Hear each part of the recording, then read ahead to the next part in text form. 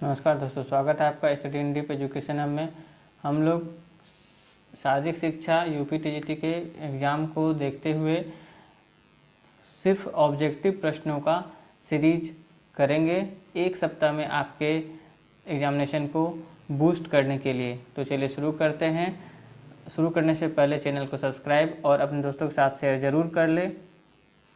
चलिए पहला क्वेश्चन, शारीरिक शिक्षा उन अनुभवों का कुल जोड़ है जो व्यक्ति विशेष की प्रक्रिया शारीरिक आंदोलन से प्राप्त होते हैं। यह परिभाषा किसने दी? यह परिभाषा आरबी ट्यूफर्ड ने दी। शारीरिक शिक्षा उन अनुभवों का कुल जोड़ है जो व्यक्ति विशेष की प्रक्रिया से प्राप्त होते हैं। परिभाषा किसने दी? आरबी ट्यूफर्ड ने दी। शारीरिक शिक्षा के अंतर्गत निम्न में से कौन सा एक तथ्य संबंधित नहीं है? तथ्य संबंधित नहीं है वो पढ़ना जरूरी नहीं है। कौन सा तथ्य संबंधित है ये हम लोग जान लेते हैं। तो शारीरिक शिक्षा समान शिक्षा प्रबंधन का ही एक अभिन्न अंग है। शारीरिक शिक्षा वह शिक्षा प्रबंधन है जिसके द्वारा व्यक्ति का सर्वांगीण विकास होता है। शारीरिक शिक्षा सुनियोजित एवं वैज्ञानिक सिद्धांतों पर आधारित है। ये सारे रिलेटेड हैं। कौन सा रिलेटेड नहीं है? तो ये डी नंबर ऑप्शन रिलेटेड नहीं है। शारीरिक शिक्षा से शारीरिक विकास तो होता ही है लेकिन मानसिक विकास अवरुद्ध हो जाता है। नेक्स्ट क्वेश्चन, शारीरिक संस्कृति का अर्थ क्या है? शारीरिक संस्कृति का अर्थ क्या है? तो शारीरिक संस्कृति का अर्थ है शरीर को स्पर्धा के लिए सुंदर बनाना। शरीर को स्पर्धा के लिए सुंदर बनाना। फाउंडेशन ऑफ शारीरिक शिक्षक, फाउंडेशन ऑफ फिजिकल एजुकेशन, शारीरिक शिक्षा, फाउंडेशन ऑफ फिजिकल एजुकेशन किसकी पुस्तक है? तो चार्ल्स ए बुसर, चार्ल्स ए बुसर की पुस्तक है फाउंडेशन ऑफ फिजिकल एजुकेशन। दोस्तों हम लोग स्पीड में करेंगे क्योंकि हम लोगों के पास समय कम है और बहुत सारे क्वेश्चनों को करना है। हैंगमैन तथा ब्राउनवेल के अनुसार निम्नलिखित में से कौन सा एक तथ्य शिक्षा के उद्देश्य को इंगित नहीं करता? नहीं करता जानना जरूरी नहीं है। क्या क्या इंगित करता है? वह उद्देश्य जिसके द्वारा शारीरिक स्वस्थता में वृद्धि हो, वह उद्देश्य जिसके द्वारा शारीरिक स्वस्थता में वृद्धि हो, गामक कौशल मोटर स्किल में वृद्धि का उद्देश्य, ज्ञान तथा जानकारी के वृद्धि का कारक उद्देश्य। भारत में आधुनिक शिक्षा का महान विचारक निम्नलिखित में से कौन था? भारत में शारीरिक शिक्षा का महान विचारक निम्नलिखित में से कौन था? भारत में शारीरिक शिक्षा का महान विचारक कौन था? तो आइए जान लेते हैं।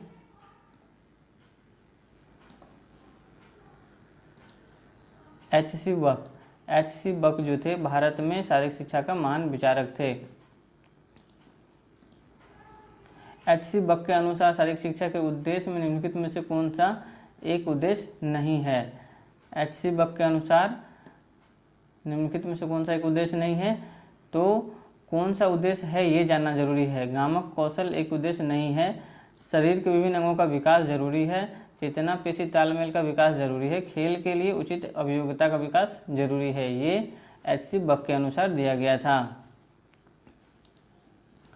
शारीरिक शिक्षा की राष्ट्रीय योजना, शारीरिक शिक्षा की राष्ट्रीय योजना शिक्षा के उद्देश्य में निम्नलिखित में से किस पर बल नहीं दिया जाता है?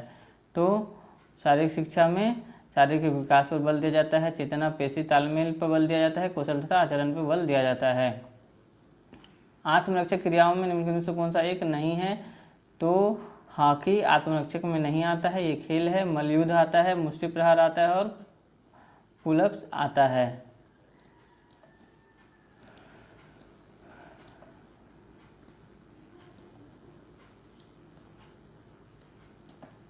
सूची 1 को सूची 2 के साथ सुमेलित कीजिए। क्या क्या है आइए देख लेते हैं। बुनियादी व्यायाम, चढ़ना उतरना को बुनियादी व्यायाम बोल सकते हैं। ताल नृत्य को लेजियम बोल सकते हैं। आत्मरक्षा क्रियाएं पुलअप्स, मनोरंजन क्रियाएं शिविर। ठीक है। शिक्षा के मुख्य रूप से 4 उद्देश्य बताए गए हैं। निम्नलिखित में से कौन सा एक उद्देश्य नहीं है? तो शरीर का विकास एक शिक्षा का एक उद्देश्य नहीं है। आत्मज्ञान, मानवीय संबंध, आर्थिक निपुणता ज्ञान है।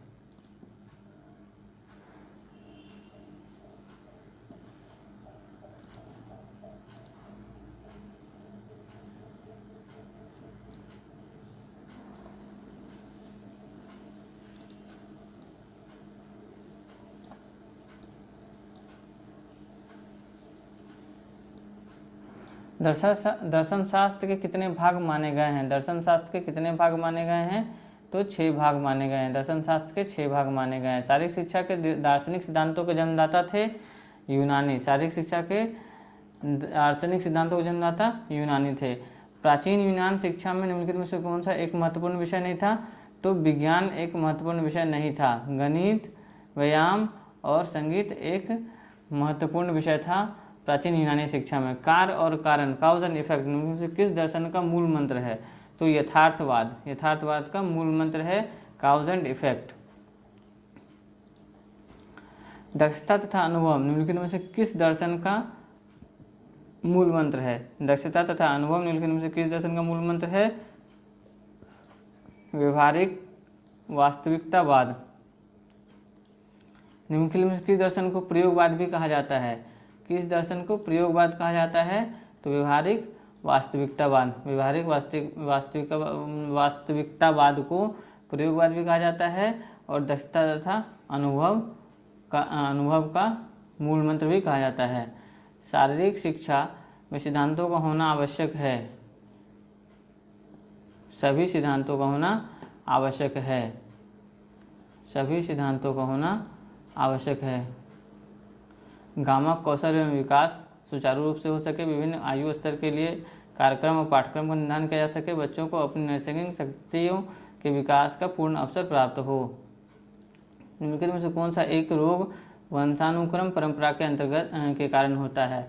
तो कलर ब्लाइंडनेस जो है वर्णतता, वो जेनेटिक प्रॉब्लम है, वंशानुगत रोग है।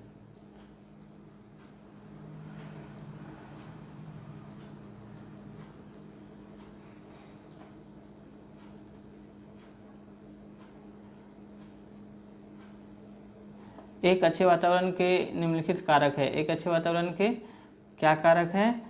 तो 1 2 3 4 5 सभी कारक है। 1 2 3 4 5 सभी कारक है। पौष्टिक और संतुलित भोजन, प्रचुर मात्रा में धूप, स्वास्थ्य का ज्ञान, अच्छे रीति रिवाज और पड़ोस की शुद्धता, आसपास की शुद्धता। मनुष्य के शरीर के सृजन किस कोशिका से होता है? जिसमें व्यक्ति के शारीरिक, मानसिक, बौद्धिक, सामाजिक, आध्यात्मिक गुण प्रदर्शित करने की क्षमता होती है। जाइगोट, जिसको हिंदी में युक्ता बोलते हैं।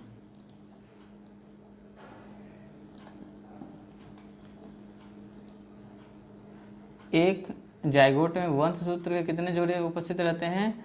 23 जोड़े। ठीक है, एक जाइगोट में वंशसूत्र के सूत्रों के कितने जोड़े उपस्थित रहते हैं? 23। निम्नलिखित में से कौन सा विद्वान वंशानुक्रम को वातावरण से अधिक प्रभावशाली मानता है? कौन सा विद्वान वंशानुक्रम को वातावरण से अधिक प्रभावशाली मानता है? तो रूसो के अनुसार वंश ज़्यादा प्रभावशाली होता है बच्चों के विकास के दृष्टिकोण से। निम्नलिखित में से कौन सा एक प्राकृतिक विज्ञ वंशानुक्रम को अधिक प्रभावशाली नहीं मानते हैं? तो हेयार्ड प्रकृति विज्ञ वंशानुक्रम को अधिक प्रभावशाली नहीं मानते हैं। निम्नलिखित में से किस विद्वान ने प्राणी को वंशानुक्रम और वातावरण का उत्पाद प्रोडक्ट बताया है? वुडवर्थ ने प्राणी को वंशानुक्रम और वातावरण दोनों का प्रोडक्ट बताया है। निम्नलिखित में से किस शरीर शास्त्री ने सबसे पहले व्यक्तियों को वर्गीकृत करने का प्रयास किया? हिप्पोक्रेटस ने व्यक्तियों को सबसे पहले वर्गीकृत करने का प्रयास किया।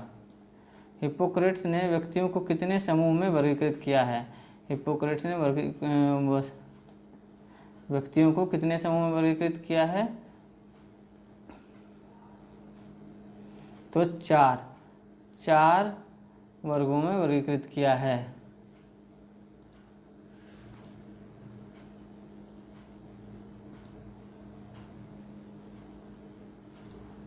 हिप्पोक्रेट व्यक्तियों को 4 समूह में बांटा है। निम्नलिखित में से कौन सा एक नहीं है? तो निराशा नहीं है और मंद, खिन्न, क्रोधी, ये हिप्पोक्रेट्स के अनुसार व्यक्तियों का टाइप है। Psychology is the study of mental processing, conscious and unconscious विचार। इसमें किस वैज्ञानिक के है? तो फ्राइड के। Psychology is the study of mental processing, conscious and unconscious, fried के विचार हैं। मनोविज्ञान व्यवहार का शुद्ध विज्ञान है, किस विद्वान का कथन है? मनोविज्ञान व्यवहार का शुद्ध विज्ञान है, किस विद्वान का कथन है? वाटसन का कथन है कि मनोविज्ञान व्यवहार का शुद्ध विज्ञान है। शारीरिक शिक्षा न केवल शरीर का और न ही मन को बल्कि संपूर्ण व्यक्ति को प्रशिक्षित करती है, यह कथन है रूसो का। शारीरिक शिक्षा न कि केवल शरीर को और न ही मन को बल्कि संपूर्ण व्यक्ति को प्रशिक्षित करती है, यह कथन है रूसो का। तत्परता का नियम लॉ ऑफ रेडीनेस किस मनोवैज्ञानिक ने दिया है? थर्नडाइक ने लॉ ऑफ रेडीनेस, तत्परता का नियम दिया है। थर्नडाइक द्वारा प्रतिपादित सिद्धांतों में से कौन सा एक नहीं है? तो शारीरिक कौशल नहीं है। अभ्यास का नियम है, तत्परता का नियम है, प्रभाव का नियम है। खेल बच्चों में प्रचुर ऊर्जा का निर्देश व्यय, किसका कथन है? Play is the aimless expenditure of exuberant inner energy, किसका कथन है? हर्बर्ट स्पेंसर का कथन है कि खेल बच्चों में प्रचुर ऊर्जा का निर्देश व्यय है। पूर्व धारणा का सिद्धांत किसने दिया? एंटीसिपेटरी थ्योरी का सिद्धांत किसने दिया? तो कार्ल यूज ने एंटीसिपेटरी थ्योरी का सिद्धांत दिया। पशुओं कीड़ा नामक पुस्तक के लेखक कौन है? पशुओं कीड़ा नामक पुस्तक के लेखक कार्ल ग्रूज हैं। पशुओं कीड़ा नामक पुस्तक के लेखक कार्ल ग्रूज हैं। इलियड तथा ओडिसी होमर द्वारा लिखित इलियड तथा ओडिसी किसके द्वारा लिखित है? तो इलियड तथा ओडिसी होमर द्वारा लिखित महाकाव्य है। इलियड तथा ओडिसी होमर द्वारा लिखित महाकाव्य है। यूनान के इतिहास के किस भाग को स्वर्णयुग कहा जाता है? उत्तर एथेंस काल को यूनान के इतिहास का स्वर्णयुग कहा जाता है। शारीरिक शिक्षा एवं शिक्षा के दृष्टिकोण से यूनान के इतिहास को कितने भागों में बांटा गया है? 4 भागों में। शारीरिक शिक्षा एवं शिक्षा के दृष्टिकोण से यूनान के इतिहास को कितने भागों में बांटा गया? 4। यूरोप में सर्वप्रथम सभ्य देश कहलाने का सौभाग्य प्राप्त हुआ था यूनान को। सबसे पहले सभ्य देश कहलाने का सौभाग्य किसको प्राप्त हुआ? तो यूनान को।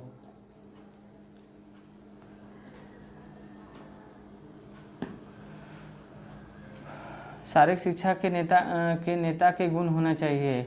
क्या क्या गुण होने चाहिए? साहस, पूर्णता व अनुशासन, दृढ़ इच्छा शक्ति। साहस, दृढ़ इच्छा शक्ति, पूर्णता व अनुशासन, सभी गुण होने चाहिए। खेल ही जीवन है, प्ले इज लाइफ, किसका कथन है? जॉन डीवी का कथन है खेल ही जीवन है। रेचन सिद्धांत, कैथेटिक थ्योरी, रेचन सिद्धांत का प्रतिपादन किसने किया है? अरस्तु ने किया है। निसर्ग अनुष्ठान सिद्धांत, इंस्टिंक्ट प्रैक्टिकल थ्योरी किसने प्रस्तुत किया? प्रोफेसर मैकडूगल ने इंस्टिंक्ट प्रैक्टिकल थ्योरी दिया है।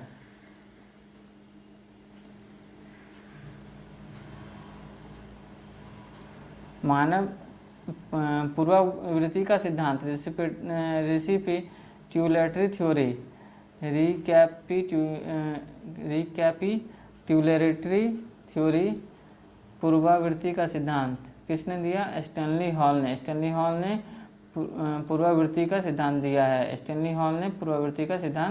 दिया है। मानव क्रियाएं नामक पुस्तक की रचना किसने की? कार्ल ग्रूज ने।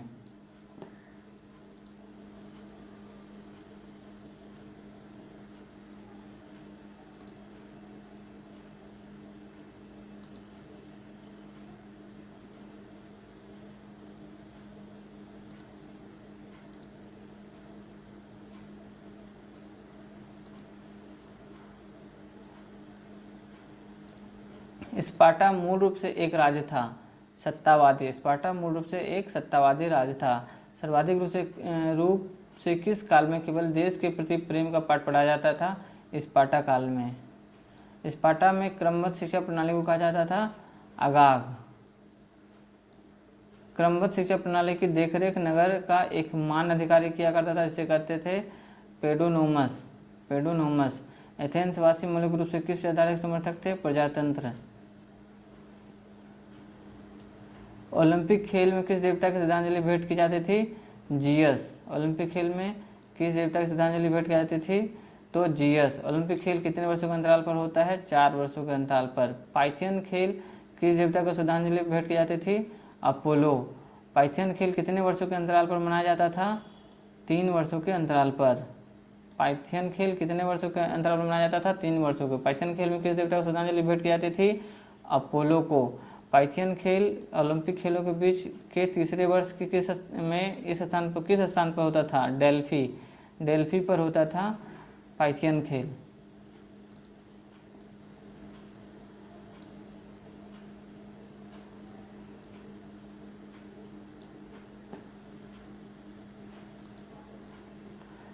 पेलेस्ट्रा जिम्नास्टिक का एक स्कूल था जो प्रसिद्ध था एथेंस में। पेलेस्ट्रा जिम्नास्टिक का स्कूल था जो प्रसिद्ध था एथेंस में। शारीरिक शिक्षा के अध्यापक कहलाते थे पेडोट्राइब। शारीरिक शिक्षा के अध्यापक कहलाते थे पेडोट्राइब। यूनानियों के अनेक खेल उत्सव थे, लेकिन 4 उत्सव बड़े महत्वपूर्ण थे। इनमें से कौन सा एक नहीं था? आग्लिज नहीं था। ओलंपिक खेल, पिथियन खेल, इस्थमियन खेल था। पान हेलेनिक खेल किस काल में होते थे? एथेंस काल में। पॉल हेलेनिक खेल किस काल में होते थे? एथेंस काल में। पाइथियन खेल मौलिक रूप से उत्सव था, संगीत उत्सव। पाइथियन खेल मौलिक रूप से उत्सव था, संगीत उत्सव। पाइथियन खेल में किस मुख्य खेल की प्रतियोगिता होती थी? रथ घुड़दौड़ का। पाइथियन खेल में किस मुख्य खेल की प्रतियोगिता होती थी? रथ घुड़दौड़। इस्थमियन खेल ओलंपिक खेल के बीच के दूसरे और चौथे वर्ष की अवधि में इस स्थान पर मनाया जाता था। किस स्थान में मनाया जाता था इस्थमियन खेल? कोरिंथ। कोरिंथ में इस्थमियन खेल मनाया जाता था।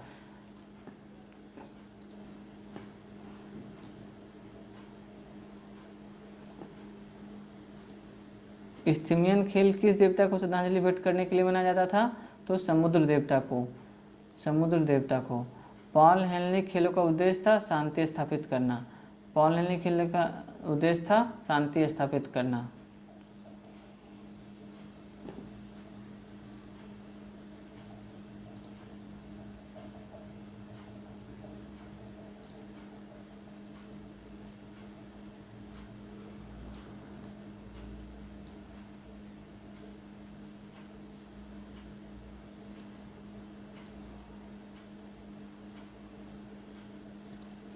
नियमन खेल उत्सव कितने वर्ष के अंतराल पर मनाया जाता था? 2 वर्ष के। नियमन खेल उत्सव कितने वर्ष के अंतराल पर मनाया जाता था? 2 वर्ष के। नियमन खेल उत्सव 2 वर्ष के अंतराल पर किस स्थान में मनाया जाता था? अर्गलिज में। नियमन खेल किस स्थान में मनाया जाता था? अर्गलिज में। नियमन खेल किस देवता के सम्मान में मनाया जाता था? जियस। नियमन खेल किस देवता के सम्मान में मनाया जाता था? जियस। ओलंपिक खेलों को छोड़कर शेष 3 प्रतियोगिताओं में पारितोषिक के रूप में मिलता था आंवले की टहनी से निर्मित मुकुट। आंवले की टहनी से निर्मित मुकुट। मानव सुख ही शिक्षा का ध्येय है, यह विचारधारा थी अरस्तु की। मानव सुख ही शिक्षा का ध्येय है, यह विचारधारा थी अरस्तु की। औषधि व्यायाम का महान दार्शनिक था हिप्पोक्रेट्स। औषधि व्यायाम का महान दार्शनिक था, दर्शन शास्त्री था हिप्पोक्रेट्स। शारीरिक शिक्षा का पतन इस काल में हुआ। शारीरिक शिक्षा का पतन उत्तर एथेंस काल में हुआ। शारीरिक शिक्षा का पतन उत्तर एथेंस काल में हुआ। एथेंस की सभ्यता का पतन इन लोगों ने किया, रोम के लोगों ने। एथेंस की सभ्यता का पतन रोम के लोगों ने किया।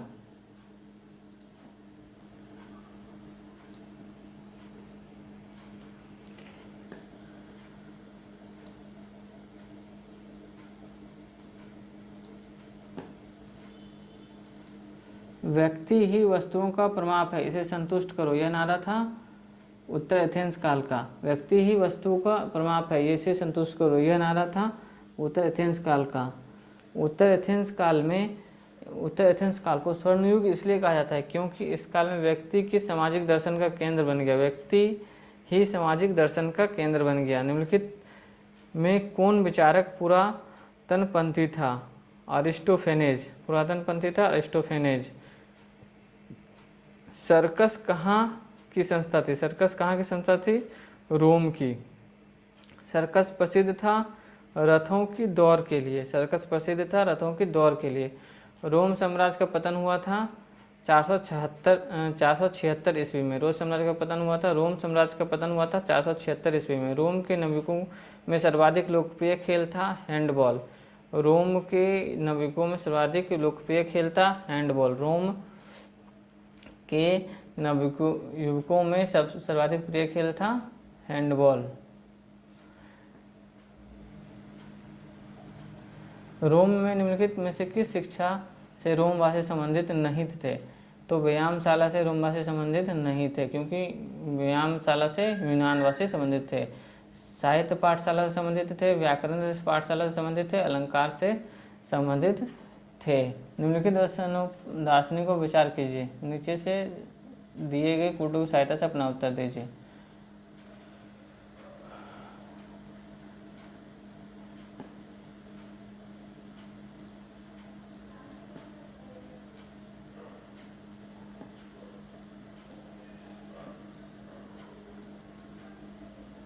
उपयुक्त दार्शनिकों में से कौन सा क्रांतिकारी विचारधारा से संबंधित था? 3, 4 एवं 5। 3, 4, 5 जो था क्रांतिकारी विचारधारा से संबंधित था। आप इसे पॉज करके भी देख सकते हैं।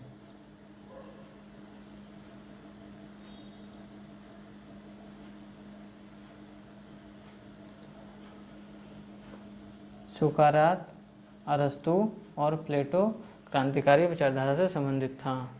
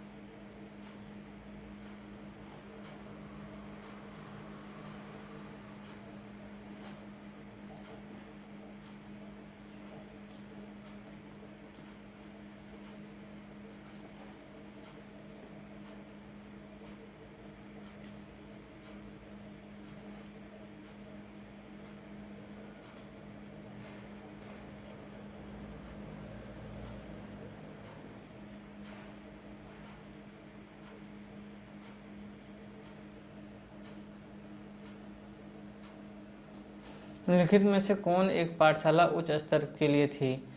तो अलंकार पाठशाला उच्च स्तर के लिए थी। बुनियादी स्तर पर निम्नलिखित में से यह पाठशाला लोकप्रिय थी। बुनियादी स्तर पर साहित्य पाठशाला लोकप्रिय थी। माध्यमिक स्तर के लिए व्याकरण पाठशाला। गेलेन का नाम इस क्षेत्र में सर्वोपरि है अशोधी वेता के रूप में। अशोधी वेता के रूप में गेलेन का नाम सर्वोपरि है। जर्मनी में शारीरिक शिक्षा का पितामह किसे कहा जाता है?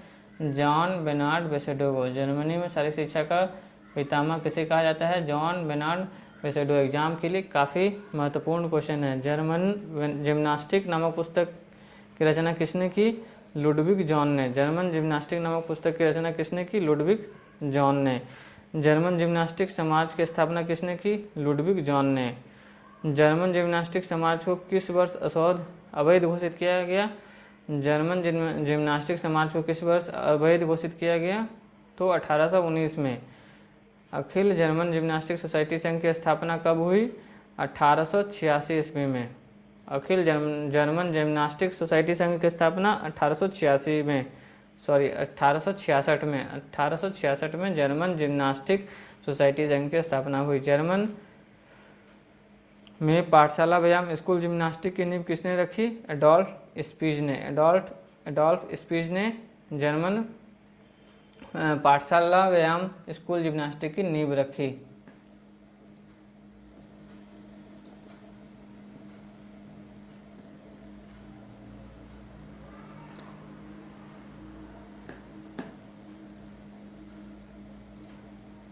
सनेपनथाल शिक्षा विद्यालय। सनेपनथाल शिक्षा विद्यालय की स्थापना किसने की? क्रिश्चियन गोथिप सॉल्जमैन ने। सनेपनथाल शिक्षा विद्यालय की स्थापना क्रिश्चियन गोथिप सॉल्जमैन ने। बालकों के लिए व्यायाम नामक पुस्तक किसने लिखी? गटमट ने। बालकों के लिए व्यायाम नामक पुस्तक गटमट ने लिखी।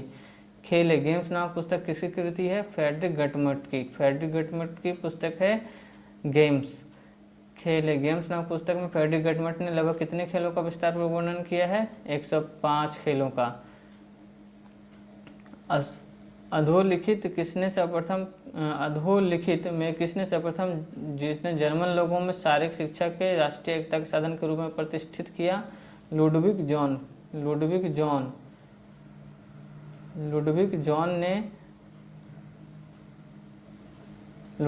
ने अधोलिखित में सर्वप्रथम जर्मन लोगों में शारीरिक शिक्षा को राष्ट्रीय एकता के साधन के रूप में प्रतिष्ठित किया।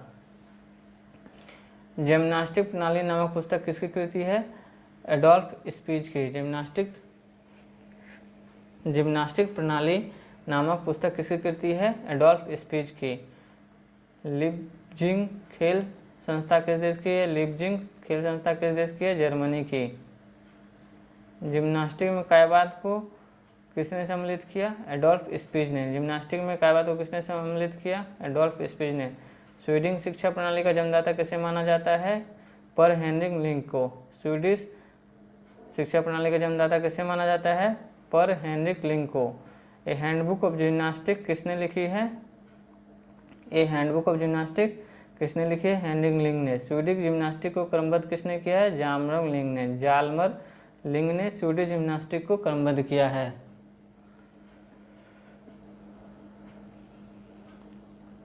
थैंक यू दोस्तों, थैंक्स फॉर वॉचिंग। ये 100 क्वेश्चन एक सीरीज में 100 क्वेश्चन करके हम लोग काफ़ी करीब 5000 क्वेश्चन करेंगे। चैनल को सब्सक्राइब और अपने दोस्तों के साथ शेयर ज़रूर करें और ये सारे 2 से 3 दिन में सारे वीडियो अपलोड किए जाएंगे। Thank you, thanks for watching.